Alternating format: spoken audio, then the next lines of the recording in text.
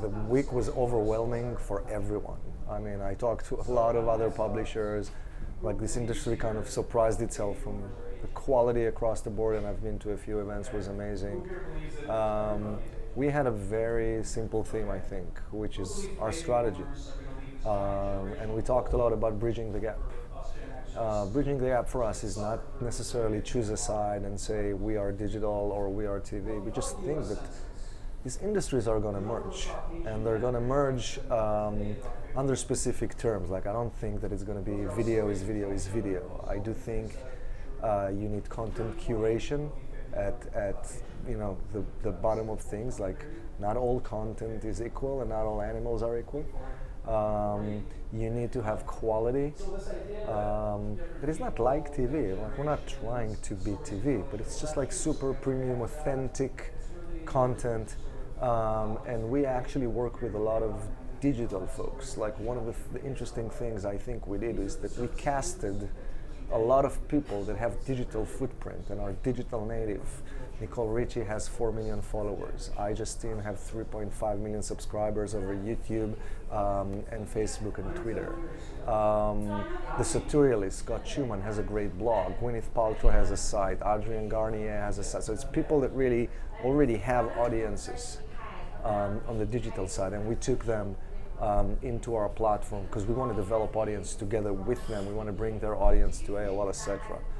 And then, speaking about bridging the gap, pipes. You know, it's not as sexy. Always better, you know, to have pictures with the celebrities, but we need to help the buying community to shift dollars. I think that on the digital side we're doing great things. We think we had a lot of, like, 2 real breakthroughs with Nielsen and MediaOcean and Freewheel. So the first deal that was published is that we're going to measure ourselves against Nielsen and against comScore. And we're going to live in both charts, so to speak.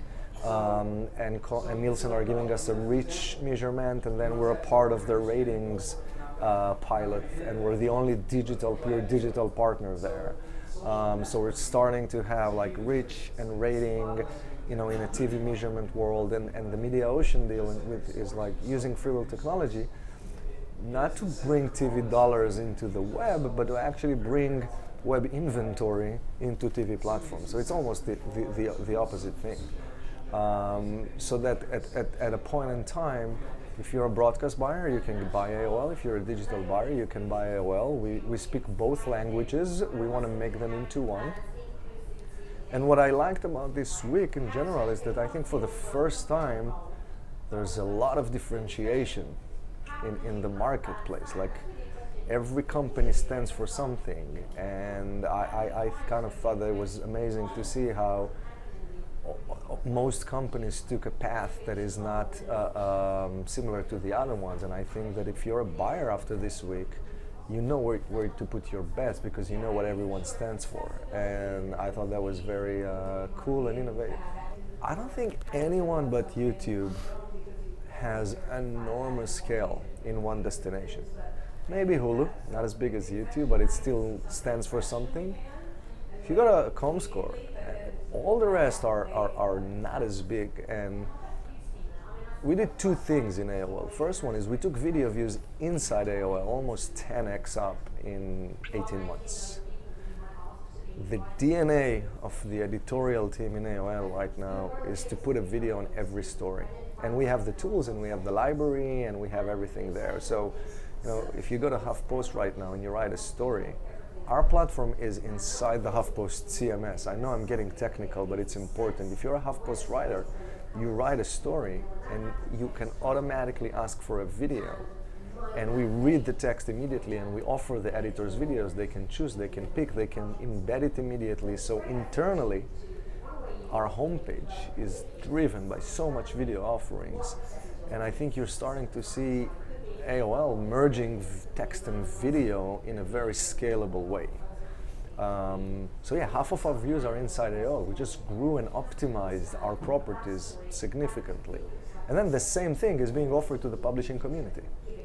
So whatever we're doing in HuffPost, we offer the world. So the Weather Channel, for example, great partners, they're doing the same thing with our library. And I think we're being very consistent on the fact that audience is fragmented and it's very expensive to produce by yourself in scale, and we are offering the library including the new originals, and we are offering it to the communities. We have tons of connected TV integrations. I think that YouTube and AOL are kind of leading that space right now. 12 integrations, I mean, that were pre-installed in almost every TV you buy right now. And by the way, with 2 apps, AOL On and HuffPost Live.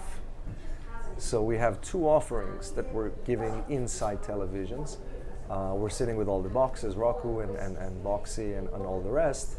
And at the essence of it, we are offering our library for every publisher that wants to have great content to develop audience. And I feel that as time goes by, fragmentation will get bigger and bigger and bigger. And you have to play that game. Microsoft are doing the same with Xbox. Xbox is distribution. We also have an integration there. And at the end of the day, the portals, from a video perspective, have to, at least in our opinion, start putting their content out. So we partner with everyone. We partner with YouTube. We partner with Microsoft. We have our apps on Xbox. We have television guys bringing us content. We bring content to television guys. And when we say bridge the gap, I think we are basically, we really want to be that glue that helps everyone to create more premium supply in this ecosystem. Because one of the things, there's a lot of talk about scarcity. And I don't know if advertisers feel there's scarcity or not. We sold the channel and we believe there is. I think there's not enough premium supply in the marketplace. There's a lot. If you want to buy video ads, there's plenty of places to buy them. If you want to buy video ads against premium content, I think there's not enough. And the FEP market doesn't grow. Go to comScore month over month. You're not seeing FEPs. Like there's kind of a glass ceiling. And I think that's where AOL is like, how do we get, that's our mission. Our mission is to create more premium supply. And so far, so good. So trust me, I totally believe in sharing, in social, in real time.